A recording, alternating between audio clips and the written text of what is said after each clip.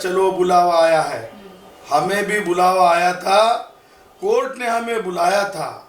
जब कोर्ट की पेशी लगती है तो हाजिरी लगानी पड़ती है। जो वहाँ पे जो शो था उससे अच्छा जो हमने जो वहाँ पर अपनी बात रखी, जिस तरह से बात रखी, मुझे लगता है वो लोगों ने ज़्यादा पसंद की। लेकिन ये मानते हैं कि हम घमंड से नहीं कहेंगे हमरे बराबरी में कोई नहीं, पर हम डंके की चोट पे ये कहेंगे कि लोगों ने हमें पसंद किया है। हम बाहर आने के बाद पता चला हमको कि लोगों के दिल पे हम छाए हैं। हम कराची वाले से डरते नहीं, दाऊद इब्राहिम को बख्शते नहीं, तो हमसे अच्छा कौन। हम अगर फिर वहाँ होंगे तो हम बिग बॉस हमारी तरफ ही रखेंगे। Okay, first of all sir, welcome to our channel. Bigg Boss 18 में आपको काफ़ी ज़्यादा पसंद किया गया, जिस तरीके से आपने स्टैंड लिया जेल में जाने से। हालांकि आप बाहर आ गए, ऑडियंस कहीं ना कहीं आप पूरे घर को एंटरटेन कर रहे थे, और स्पेशली अगर मीडिया टीम को बोला जाए तो एंटरटेनमेंट के तड़के आप ही लगा रहे थे। तो फर्स्ट ऑफ ऑल क्या कुछ कहना चाहेंगे ऑडियंस को कि आप घर से बाहर आ गए हैं?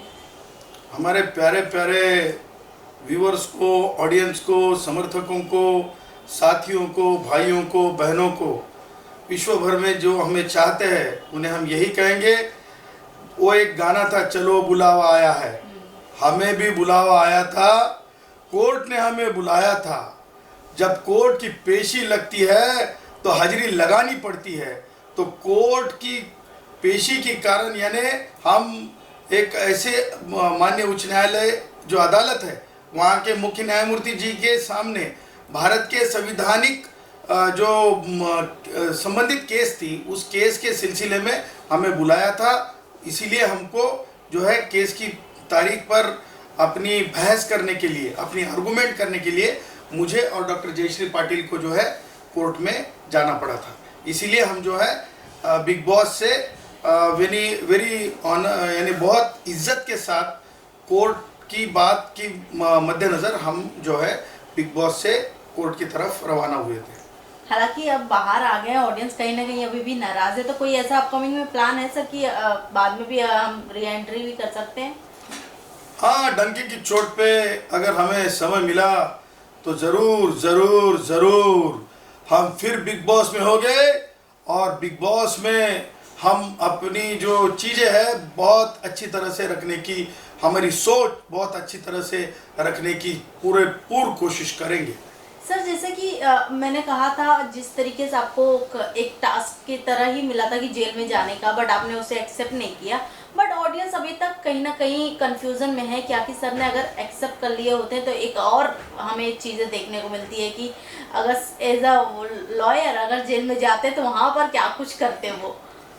इसके पहले तो हमने बड़ी जेल यात्रा की है, तो यात्रा तो हमारे साथियों ने, भाइयों ने, हमारे चाहने वालों ने काफ़ी लंबी हमारी जेल यात्रा देखी हुई है। तो मेरे ख्याल से झूठी मूठी जो वहाँ पे जो शो था उससे अच्छा जो हमने जो वहाँ पर अपनी बात रखी, जिस तरह से बात रखी, मुझे लगता है वो लोगों ने ज़्यादा पसंद की। वो कुछ ज़्यादा ही लोगों ने पसंद किया कि आपने स्टैंड लिया, आपको हर एक सिनारियो को लोगों ने टोटल 24 आवर्स देखा गया लाइव आपको। और मेरा सवाल ये है, इतने सारे कंटेस्टेंट थे बिग बॉस हाउस में, मैं जानना चाहूँगी आपके फेवरेट कौन थे उनमें से? हमारे फेवरेट? हाँ, या जिनसे आपकी बॉन्डिंग बहुत ही अच्छी थी। हम बॉन्डिंग पे विश्वास नहीं, हम अपने आप पे विश्वास रखते हैं, और हम जो बोलते हैं डंके की चोट पे बोलते हैं। तो शायद 2018 सीज़न यानी बिग बॉस अभी मैच्योरिटी के एज में आए हैं, और हम मैच्योरिटी से कर रहे थे।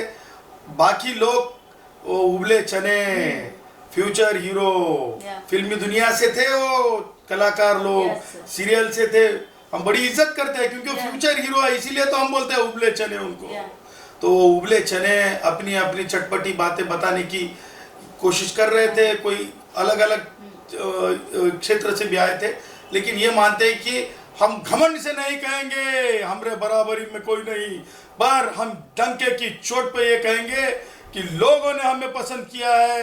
हम बाहर आने के बाद पता चला हमको कि लोगों के दिल पे हम छाए हैं। Yes. इसका मतलब हम ये समझते हैं कि जो लोग चाहते हैं, जो भाई चाहते हैं, चाहने वाले चाहते हैं, उससे बड़ा कुछ नहीं होता है। तो लोगों ने जिसे बड़ा समझा, लोगों ने जिसे 1 नंबर दिया, लोगों ने कहा हम 1 नंबर पे है, तो हम ये समझते हैं कि वहाँ पे हमारे साथ साथ बराबरी के साथ कोई नहीं था।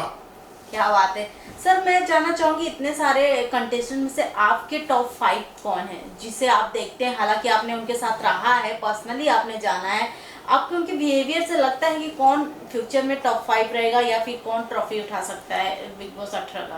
वो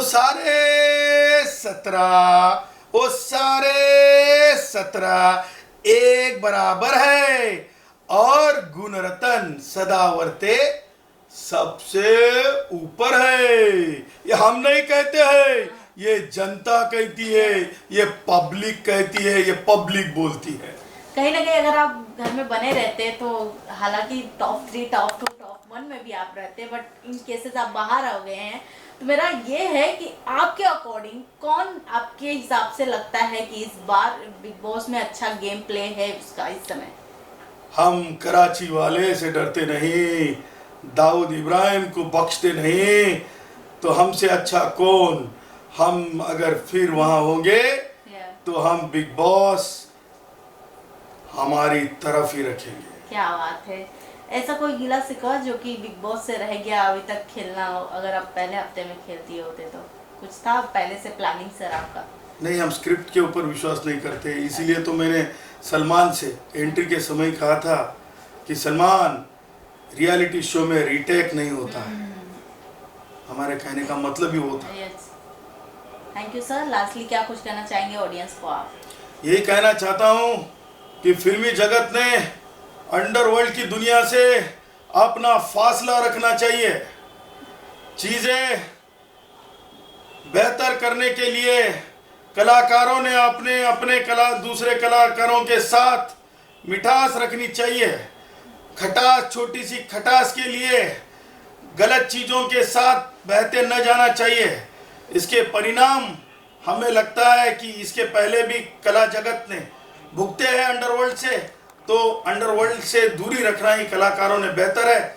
मैं ये समझता हूँ, परेशानी शाहरुख की हो, परेशानी सलमान की हो, परेशानी गोविंदा की हो, परेशानी तो परेशानी होती है, तो इस परेशानी का निपटारा गलत चीज़ों के साथ जाना नहीं, ये परेशानी का निपटारा आपस में बैर रखना नहीं है।